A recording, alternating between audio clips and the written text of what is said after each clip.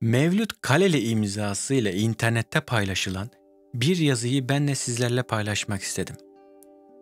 Hepsi şahsına münhasır, özel üretilmiş, yokluklar içerisinde yaralı bir nesil. Kim bunlar?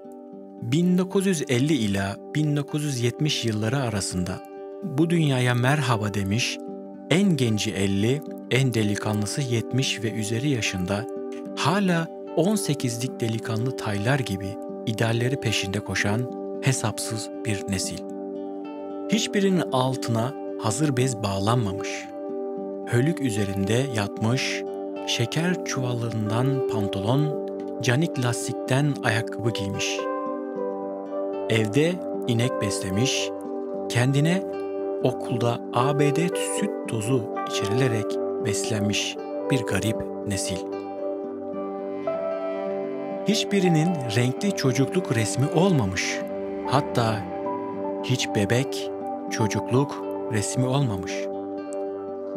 Hiçbiri kreş, dershane, özel okul görmemiş.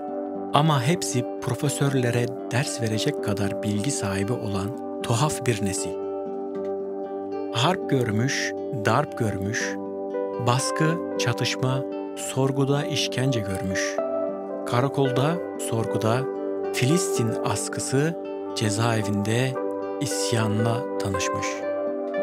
En azı 5 ihtilal, 6 muhtıra, 7 postmodern darbeden sağ salim paçayı yırtmış, en azı 10 ekonomik krizden nasibini almış.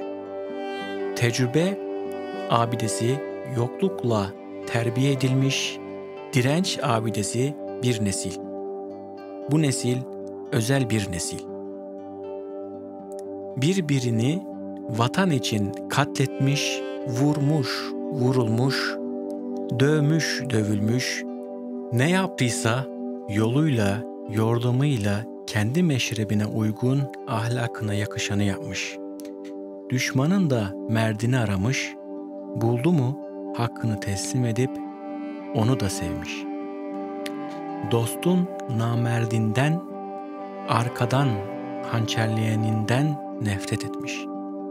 Birini yok etme pahasına, ölümüne mücadele etmiş ama neslini tüketmemiş.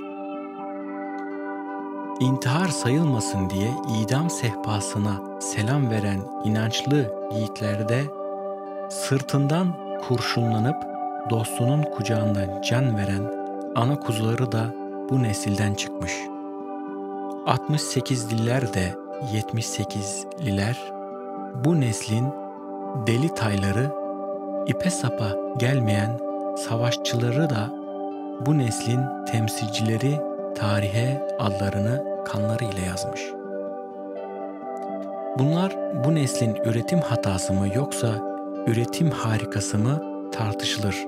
Ama bu neslin tamamı istisnasız, karşılıksız, hesapsız bu vatanı sevmiş. Özel üretilmiş bu neslin çoğu yatılı okumuş, kardeşlik ve paylaşma duygusu zirve yapmış. Çok kitap okumuş, en azı liseyi bitirmiş, hayatı yaşayarak öğrenmiş. En azı simitçilik, olmadı tamirci çırağı, inşaatta amelelik, hammallık yaparak okul harçlığını çıkarmış. Ne ailesine ne devletine ekonomik yük olmamış. Geneli bir baltaya sap olmuştur. Aç açık, evsiz yurtsuz, açsız, susuz kalmış kimseye müdahale etmemiş, eğilmemiş, el etek öpmemiş, aç yatmış, kuyruğu dik tutmuş. Kan kusmuş kızılcık şerbeti içiyorum demiş, dik durmuş, dikleşmemiş kendi şahsına münhasır bir nesil. Görevini, sorumluluğunu bilen, onuru için bir pireye yorgan yakan, öfkeli, hırçın bir acayip nesil bu. İyi bakın, bunlar bu son kalan kadifeye sarılmış, çelik yumruk misali yumuşak gözüküp indiği yeri dağıtan bu özel neslin öfkesinden sakının. Bu soyu tükenen son kalanlara, aşağıdaki resimlere iyi bakın. Bunlar kimi sokakta oyun arkadaşım, kimisi de Anadolu yollarında ömrümüzü adadığımız bir ülkü, bir ideal dava uğruna bir ömür feda ettiğimiz yol arkadaşlarım. Bunlara iyi bakın. Sizin evinizde de bu resimlerden kalan varsa bunları korumaya alın. Çünkü bunların nesilleri tükenmek üzere. Bunların üretimi sonlandı. Kullanım süreleri doldu. Tedavülden kalktı. Neden bu nesil özel biliyor musunuz? Bu neslin üzerinden silindir gibi devlet geçti. Dozer gibi dünya milletleri ezdi geçti. Hayat bu nesli sınadı demedi. Çarkının dişlerinden öğüttü ama tükenmedi.